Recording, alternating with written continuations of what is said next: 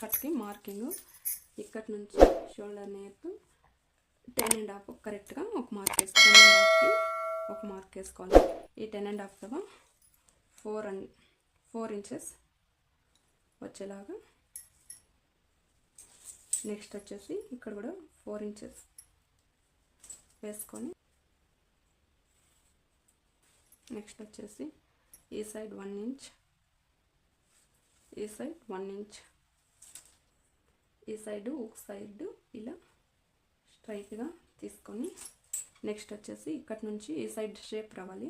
ఇక్కడ నుంచి 1.5 స్ట్రైట్గా తీసుకొని ఇలా ఇలా ఒక మార్క్ డ్రా చేసి నెక్స్ట్ ఒక 1/2 ఇంచ్ వదిలి ఇలా